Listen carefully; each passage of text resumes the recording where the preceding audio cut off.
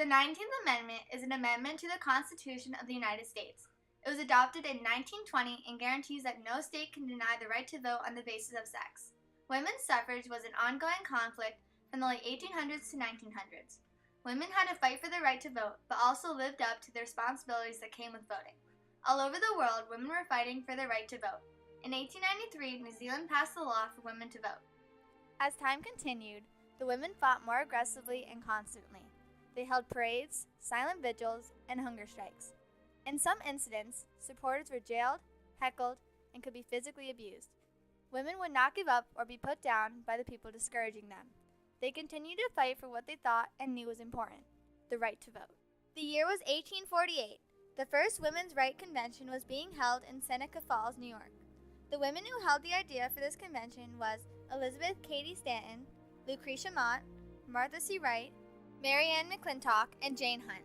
The date of the convention was July 19th and 20th, 1848. They talked about the previous acts to increase women's rights. The women decided they would hold a convention on women's suffrage. About 300 people, including 40 men, gathered at the convention.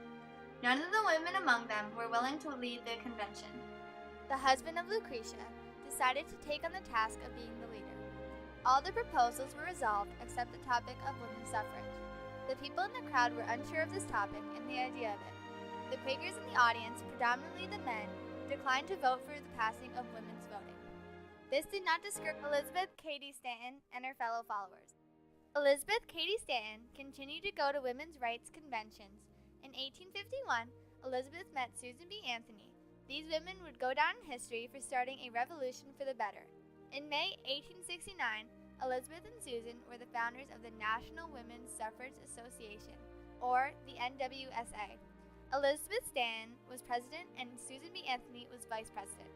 They fought for women's suffrage on a federal level. They also pressed for more institutional changes. On the other hand, the American Women's Suffrage Association, founded by Lucy Stone and Julia Wardhoe, pushed toward securing the ballot through legislation.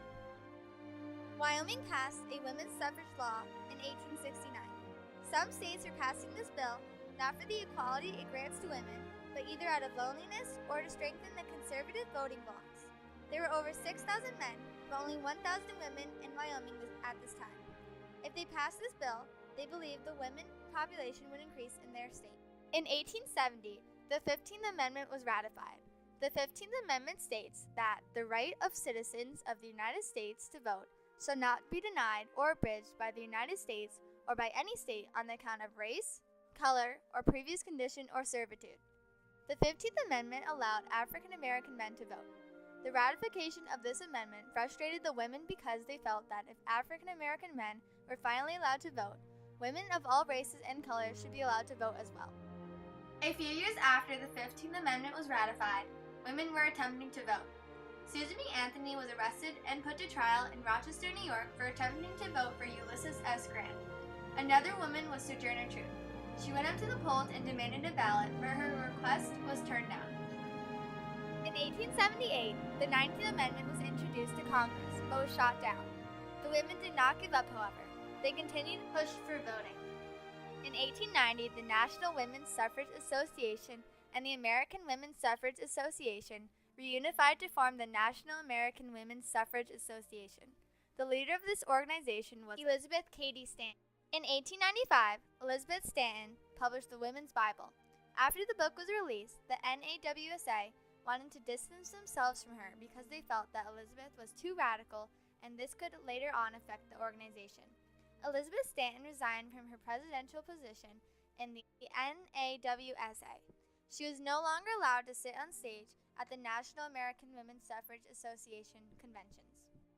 In 1903, many women, along with Mary Dreyer, Retta Childor, and Leona O'Reilly, created the Women's Trade Union League of New York. From 1900s to 1904, Carrie Chapman Cott was president of the NAWSA. In 1904, Anna Howard Shaw took over as president of the NAWSA. The NAWSA started to branch out to other topics involving women's rights. The suffragists started to focus on politics as well as voting.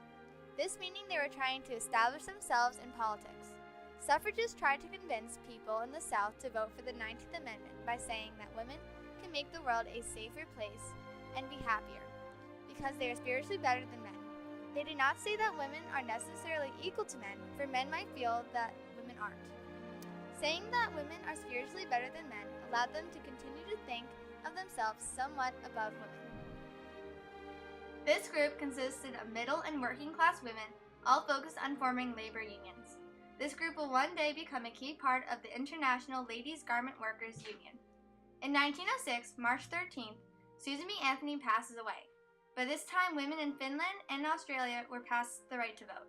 In 1908, on March 8th, many for the first time celebrated the International Women's Day. By the 1900s, several states had passed a law for women to vote, including Ohio, Idaho, and Colorado. In 1910, Washington state allowed women to vote. Also in 1910, the Women's Political Union put on the very first women's suffrage parade in New York. 1911, the National Association opposed to women's suffrage was formed. Mrs. Arthur Dodge founded the association. The members of this group were wealthy women who were influential and did not want women to be allowed to vote. This group was not successful, and women fought back harder than ever before. The push they made in these years will set them up for success, and a new country where women are finally allowed to vote will arise. Another factor that helped the women's suffrage organization was when President Roosevelt stepped in. In 1912, President Roosevelt's Democratic Party was the first party that was on the women's suffrage flank. Alice Pauls and Lucy Burns organized the National Women's Party. They took tactics from the Women's Social and Political Union in England. These tactics included picketing the White House, hunger strikes, and other forms of disobedience. In 1914, the National Federation of Women's Clubs advertised the suffrage campaign. This club included 2 million white and colored women through the whole United States. Women needed to make their statement known to all. 2 years later, in 1916, the NAWSA president, Carrie Chapman Catt, explains her courageous plan on how to win over women's suffrage. She stated at a convention in Atlantic City, New Jersey, "To make this plan accomplishable, much coordination was needed in arrangement of events. People from state and local associations both needed to put in a great amount of effort." Also that year, Jeannette Rankin was elected to be the first American woman to represent her state, Montana. She was placed in the U.S. House of Representatives. In 1918, World War I affected some of the suffragist campaigns because they had to work for the war. With this consuming much of their time, other things had to be sacrificed.